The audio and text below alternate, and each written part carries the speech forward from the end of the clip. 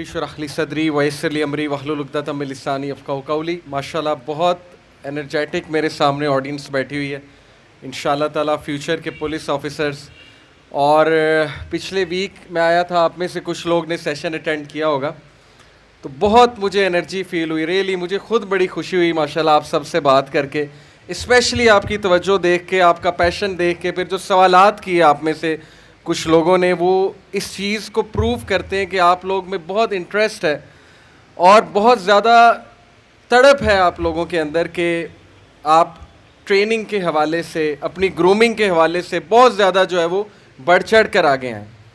तो बहुत बहुत शुक्रिया इसके लिए। लास्ट वीक मैंने आपसे किरदार साजी के ऊपर थोड़ी सी एक बात की थी कि किरदार साजी क्यों ज़रूरी है और किरदार अच्छा बनाना क्यों ज़रूरी है।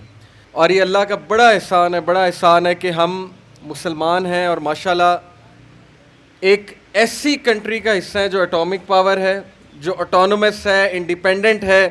कोई हमें आंखें नहीं दिखा सकता अल्लाह के फजल से, क्योंकि यहाँ के लोग बहादुर मशहूर हैं, यहाँ के लोग बड़े जानिसार मशहूर हैं और माशाल्लाह उन लोगों में आप भी आते हैं। तो ये अल्लाह का बहुत, जितना हम शुक्र करें ये कम है।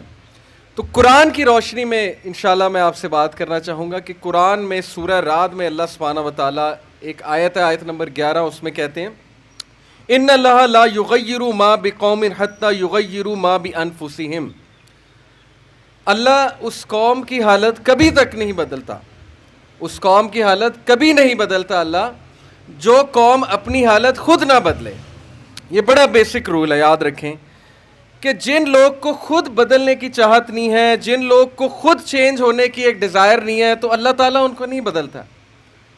और हिस्ट्री इस बात की गवाह है। तारीख़ उठा के देख लें कौन सी कौमें उरूज पे आई हैं। आपको जापान की मिसाल देता हूँ मैं। वर्ल्ड वॉर 2 में हिरोशिमा नागासाकी कंप्लीट तबाह, एटॉमिक बॉम्ब गिरा, कंप्लीट तबाही। 20 साल के अंदर अंदर जापान ने लिटरली रबल्स में गर्दो गुबार से अपने आप को खड़ा किया और इस वक्त दुनिया की टॉप कह लें या टॉप 3 इकॉनमी में जापान का शुमार होता है। दाद देनी चाहिए। देखिए, जिस कौम में जो अच्छी बात है उसकी दाद देनी चाहिए, चाहे वो मुसलमान कौम है, गैर मुस्लिम कौम है, लेकिन उसूल एक ही हैं, क्योंकि सारे अल्लाह की मखलूक है। उसूल उनके लिए भी वही है, सक्सेस का असूल उनके लिए भी वही है, कामयाबी का। यही कौम जापान, मैं देख रहा था फुटबॉल का वर्ल्ड कप, आप भी देखते होंगे, 2017 का या 18 का गालिबन फुटबॉल का वर्ल्ड कप, 2018 का, उसमें जापान की जब फुटबॉल टीम हारी और वर्ल्ड कप से बाहर हो गई, तो इस कौम का आप मिजाज देखें, इनकी ट्रेनिंग देखें कि फुटबॉल स्टेडियम खाली करते हुए पूरा कूड़ा साफ़ किया और साफ़ करके गए, सिर्फ अपना नहीं बाकियों का भी। ज़िम्मेदार कौम है। ये नहीं कि अपना गंद साफ़ किया, पूरी चेयर्स पे, सीढ़ियों पे जो गंद वंद पड़ा हुआ था वो उठाया, डस्टबिन में फेंका और क्या इंप्रेशन देकर गए कि कोई बात नहीं, अगर हम फुटबॉल वर्ल्ड कप से आउट भी हो गए तो हम अपनी ज़िम्मेदारी निभा के जा रहे हैं, हम स्टेडियम को साफ़ करके जा रहे हैं। अच्छी क्वालिटी है, सराहनी चाहिए ऐसी क्वालिटी जिस भी कौम में हो। चाइनीज़ कौम की अगर मैं बात करूं तो 40-50 साल में, 1960 में चाइना को रिकग्नाइज़ करने वाला कोई नहीं था और पाकिस्तान ने रिकग्नाइज़ उस टाइम पे किया था।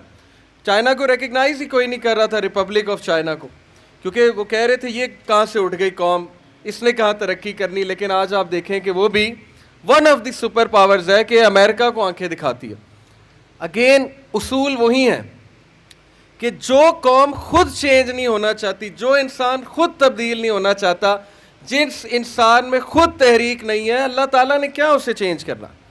एक इंसान जो है वो चाहता ही नहीं ग्रो करना, तहरीक ही नहीं चाहता, उसके अंदर शौक़ ही नहीं है, उसके अंदर शऊर ही नहीं है, उसके अंदर वो उकाबी रूह नहीं है जो अल्लामा इकबाल ने बताई, उसके अंदर वो शाहीन ही नहीं है, तो फिर कैसे चेंज आएगी।